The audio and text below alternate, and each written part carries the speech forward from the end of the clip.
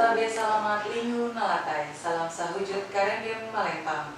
Hadir Katarino bacuramin kasaruga basengat kajibata. Arus. Assalamualaikum warahmatullahi wabarakatuh. Selamat siang, salam sejahtera bagi kita semua. Shalom, Om Swastiastu, Namo Buddhaya, salam kebajikan. Halo teman-teman semua, selamat datang di podcast perdana Kodim 1014 Pangkalan Bun, yang kali ini akan membahas nih hal-hal menarik, yaitu tentang rekrutmen TNI Angkatan Darat. Nah, pada siang hari ini kita sudah kedatangan Komandan Kodim 1014 Pangkalan Bun, yaitu Bapak Letkol Infantri Makin Esot MIP. Selamat datang Komandan di podcast Kodim 1014 Pangkalan Bun. Bagaimana Komandan kabarnya hari ini? Alhamdulillah baik biasanya. Alhamdulillah ya Komandan. Mohon izin Komandan, alangkah baiknya seperti pepatah lama mengatakan, tak kenal maka tak sayang. Maka untuk itu berkenan untuk memperkenalkan diri terlebih dahulu Komandan. Nama saya Makin Kakak dengan Kolonel Infantri, jabatan sebagai Dandim 1014 Pangkalan Bun. Kebetulan saya sudah menjabat di sini baru 6 bulan. Nah teman-teman, Komandan Kodim 1014 Pangkalan Bun ini adalah komandan satuan yang membawahi dua wilayah, yaitu wilayah Kabupaten Kota Waringin Barat dan wilayah Sukamara. Benar ya Komandan? Nah Komandan, akhir-akhir ini saya banyak melihat spanduk-spanduk mengenai pendaftaran calon Tamtama PK TNI Angkatan Darat gelombang 1 tahun 2025 Komandan. Nah, saya lihat juga sudah mulai dari tanggal 29 Desember sampai dengan 29 Januari 2025 ini.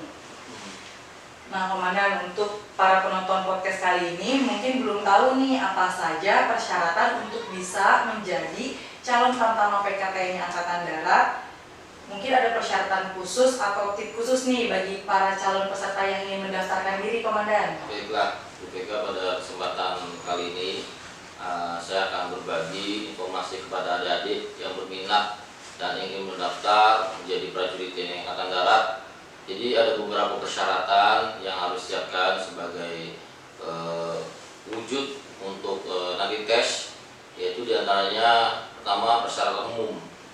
Jadi persyaratan umum ini mencakup tentang pertama itu warga negara Indonesia, yang kedua tentang beriman dan bertakwa kepada Tuhan Yang Maha Esa, menganut salah satu dari 6 agama yang resmi yang diakui oleh pemerintah dan negara Indonesia.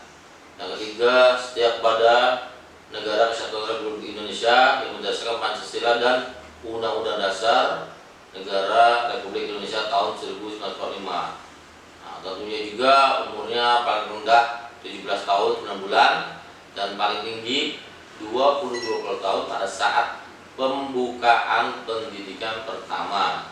Jadi pada saat pembukaan, bukan pada saat pendaftaran. Yang kelima, tidak memiliki catatan kriminal ya, yang dikeluarkan oleh kepolisian, jadi berkelakuan baik gitu. Yang keenam, sehat jasmani dan rohani tentunya, nah, tidak berkacamata. Terus yang ketujuh, tidak sedang kehilangan hak milik prajurit berdasarkan putusan pengadilan, dalam hal ini sebagai tahanan ya karena perbuatan kriminal atau kejahatan lainnya.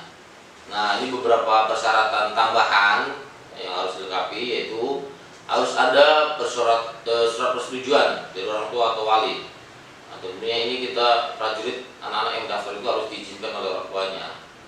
Yang kedua, orang yang ditunjuk sebagai wali dari yang bersangkutan berdasarkan penetapan pengadilan dan telah diproses atau dicapil. Jadi tidak sembarang orang meminta tanda tangan izinnya. Karena selama kegiatan apabila lulus, nah kegiatan ini mengandung risiko fisik ataupun lainnya, jadi harus ada yang bertanggung jawab di keluarganya. Yang ketiga, bagi yang memperoleh ijazah dari negara lain atau di luar naungan Kemendikbud harus mendapat pengesahan dari Kemendikbud, distrik, kota atau kabupaten. Jadi bisa saja karena keluarga mungkin dari sekolah di luar negeri, dia ingin mendaftar tentara, tidak apa-apa, yang penting ijazahnya dia mendapat pengesahan dari Dikbud kota atau kabupaten setempat. Yang keempat, tidak bertato atau bekas tato dan tidak bertindik atau bekas tindik kecuali yang disebutkan oleh ketentuan adat. Harus disertai surat keterangan dari ketua adat. Jadi ini syarat khusus dari adat ini mungkin karena ada hukum adat yang mengharuskan bertato, tapi itu pun harus bersurat keterangan resmi. Yang kelima, bersedia mematuhi peraturan bebas KKR baik langsung maupun tidak langsung. Nah, selama inilah kadang-kadang banyak yang menilai pada saat masuk prajurit TNI Angkatan Darat ini ada yang bayar atau dipungut biaya, padahal bebas pungutan biaya atau gratis. Yang keenam, wajib memiliki kartu Badan Negara Jaminan Sosial, kartu Indonesia Sehat Aktif. Karena nanti ini berkaitan dengan pada saat pelaksanaan kegiatan selama pendidikan. Nah, yang lainnya, beberapa persyaratan lainnya itu yaitu pria bukan anggota atau mantan prajurit TNI Polri atau PNS TNI. Nah, karena kalau udah jadi TNI daftar lagi ya berarti kan dia tidak berkelakuan baik, udah jadi tentara atau PNS keluar. Nah, yang kedua, berijazah minimal SMA atau SMK baik negeri ataupun swasta. Berlaku ijazah paket C. Jadi bagi adik-adik yang melaksanakan pendidikan paket C ya di Bapak bisa berdaftar. Nah, lanjut lagi persyaratannya itu belum pernah menikah dan tidak hidup menikah selama dalam pendidikan pertama sampai dengan 2 tahun atau selesai dikma. Nah, ini sangat penting. Jangan sampai mengaku bujangan pada saat mendaftar, ternyata pada saat pendidikan dia udah punya suami istri. Nah, itu nanti tidak boleh. Nanti ada pengecekan pada saat pendaftaran. Terus memiliki badan tinggi minimal 160 cm dan berat badan seimbang menurut ketentuan yang berlaku. Nah, jadi tingginya 160, jadi nanti ada aturan tentang idealisme antara tinggi badan dan berat badan. Untuk berikutnya itu bersedia menjalani ikatan dinas pertama IDP minimal selama 10 tahun. Ya, jadi anak-adik yang mau mendaftar ini nanti akan diberikan surat pernyataan selama pendidikan pertama lulus itu 10 tahun harus mampu dan melaksanakan dengan baik. Yang keenam, bersedia ditempatkan dalam salah satu dari seluruh kecabangan yang ada di TNI Angkatan Darat serta bersedia ditempatkan di seluruh wilayah Indonesia. Nah, jadi ini tidak ada pilih-pilihan. Kalau cocoknya nanti hasil psikotes itu di kecabangan apa ya udah ikuti, karena secara psikologis dia cocok kecabangan itu. Dan pada saat akhirnya pendidikan akan ditempatkan di mana di Indonesia, apakah di Jawa, Sumatera, Kalimantan, Sulawesi, Nusa Tenggara, Maluku, Papua, ya itu harus siap karena itu semuanya adalah wilayah NKRI dan harus mengikuti pemeriksaan pengujian yang diselenggarakan oleh panitia penerimaan yang meliputi administrasi, kesehatan, jasmani, litbes dan psikologi. Ya, itulah beberapa materi yang akan dilaksanakan oleh adik-adik yang akan mendaftar, itu materinya. Untuk persyaratan administrasi yang perlu disiapkan, ini penting dicatat ya, surat permohonan online. Jadi sekarang daftar sudah mulai online, jadi adik-adik bisa memonitor lewat media online itu Angkatan Darat.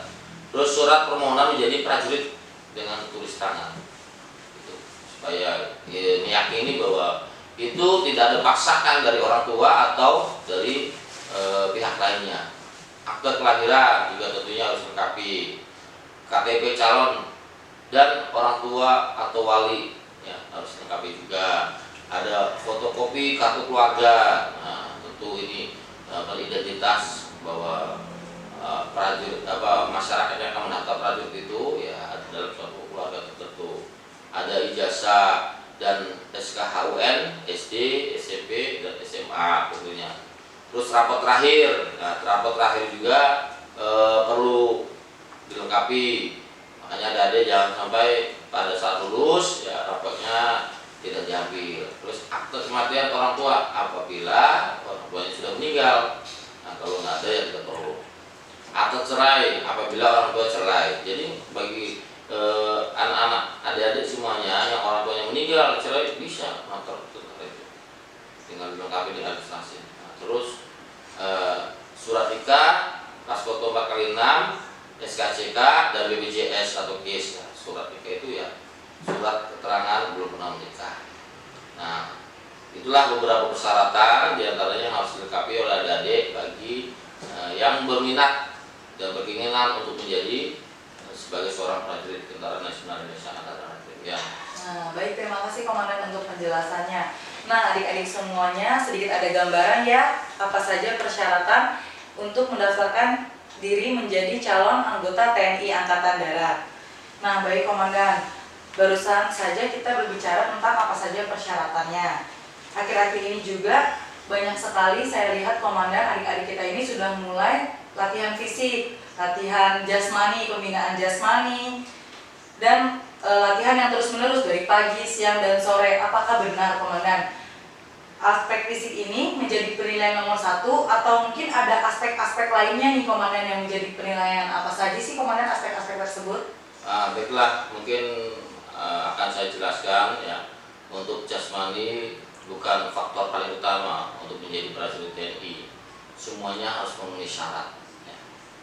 Di antaranya administrasi, ya, seperti contoh rapot, ijazah, dan lain-lain itu harus memenuhi syarat karena itu menjadi pertimbangan. Nah, tadi saya sudah sebutkan itu. Yang kedua, kesehatan. Ya. Jadi harus memenuhi syarat yang ditentukan oleh panitia. Nah, adik-adik bisa melaksanakan medical check up di rumah sakit umum sehingga diketahui ya kondisi kesehatan apa yang kurang dan perlu dibenahi. Apakah giginya kurang rapi, atau penglihatannya bagaimana, atau kebersihan telinga atau kaki varises supaya bisa diobati dan sebagainya. Itu bisa dilaksanakan medical check up. Sehingga ketahui kekurangan-kekurangan adik-adik pada saat mau mendaftar. Nah, sehingga pada saat seleksi kondisi kesehatan sudah maksimal dan prima. Nah, terus kondisi juga jasmani itu harus memenuhi syarat. Ya, jasmani ini nanti ada tes lari, terus ada pull up, ada push up, sit up, terus ada berenang. Nah, adik-adik bisa mulai belajar dari awal. Bisa bermitra dengan bapak-bapak yang ada di kodim atau di batalion. Ya, minta pelatihan cara pembinaan yang fisik yang baik dan benar.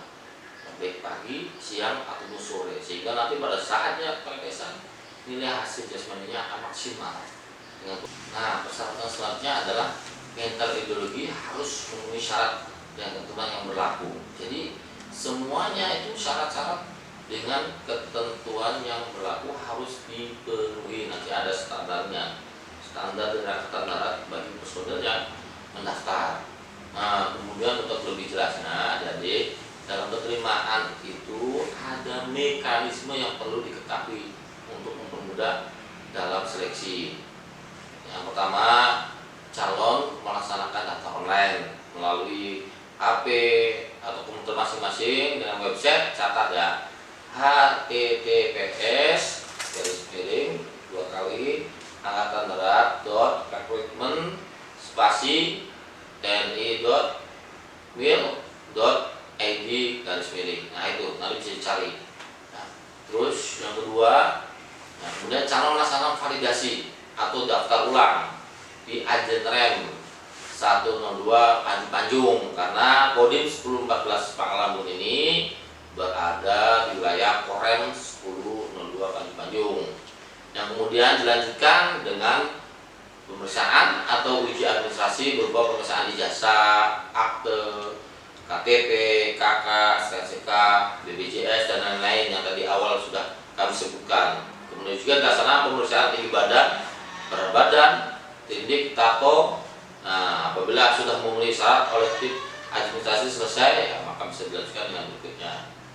Nah, kemudian calon melaksanakan validasi atau daftar ulang di Ajen Rem 102 Panji Panjung, karena Kodim 1014 Pangkalan Bun ini berada di wilayah Korem 102 Panji Panjung, yang kemudian dilanjutkan dengan pemeriksaan atau uji administrasi berupa pemeriksaan ijazah, akte, KTP, KK, SKCK, dan lain-lain.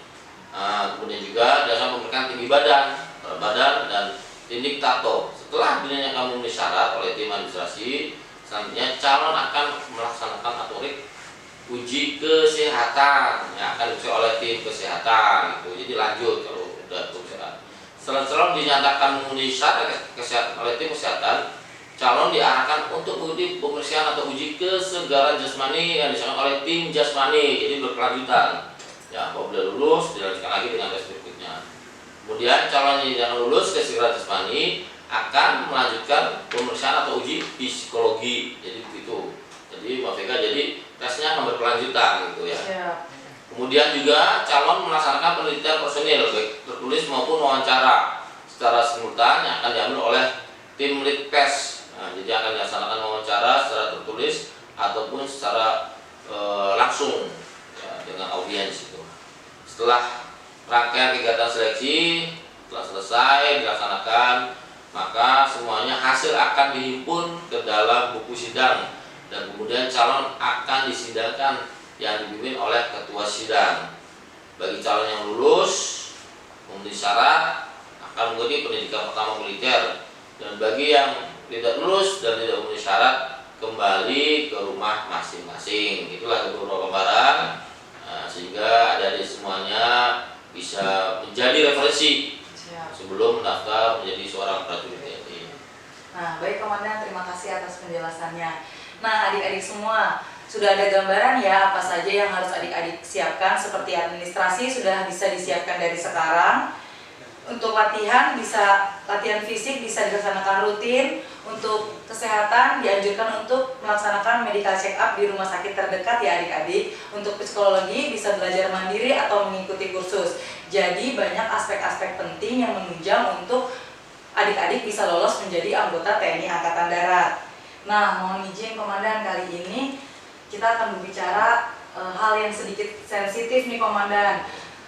Saya sering mendengar, terutama di sosial media Komandan, banyak yang mengatakan bahwa untuk menjadi anggota TNI Angkatan Darat diperlukan biaya yang sangat banyak atau diminta bayaran seperti itu Komandan. Apakah berita tersebut benar Komandan? Bagaimana nih tanggapan Komandan melihat berita-berita tersebut simpang siur di masyarakat kita ini Komandan? Nah, ini saya luruskan ya, berita sebenarnya ini sesuai dengan perintah pimpinan dari mulai Panglima TNI, Kepala Staf Angkatan Darat, Panglima Kodam 12 Tanjung dan Komandan Korem 102 Panji Panjung, ataupun perintah secara tertulis oleh TNI Angkatan Darat ya. Jadi saya jelaskan, mungkin ada informasi yang berkembang itu menjadi prajurit TNI itu harus bayar. Nah, itu adalah berita yang bohong, hoax atau tidak benar. Kami juga sudah memberikan pemberitahuan secara tertulis, kami pampang di Kodim Koramil bahwa menjadi anggota TNI Angkatan Darat itu adalah gratis, tidak dipungut biaya itu. Yang benar dalam penerimaan prajurit TNI adalah gratis dan tidak dipungut biaya sepeser pun. Itu adalah perintah pimpinan dan peraturan oleh Angkatan Darat yang diterapkan dalam rekrutmen prajurit TNI Angkatan Darat. Seperti itu. Siap Komandan, terima kasih Komandan atas konfirmasinya. Nah adik-adik, berarti kalau ada oknum-oknum yang menawarkan adik-adik bisa lolos dan dimintai biaya banyak, berarti itu hoax ya Komandan, atau tidak benar ya adik-adik semua. Jadi menjadi anggota prajurit TNI Angkatan Darat itu tidak dipungut biaya sepeser pun, benar Komandan? Oh ya, tidak ada itu perintah. Baiklah, demikianlah podcast Kodim 1014 Pangkalan Bun pada siang hari ini. Semoga dapat bermanfaat untuk adik-adik yang ingin mendaftarkan diri menjadi bagian prajurit dari TNI Angkatan Darat. Sebelumnya terima kasih Komandan telah berkenan hadir dan menjawab seluruh pertanyaan.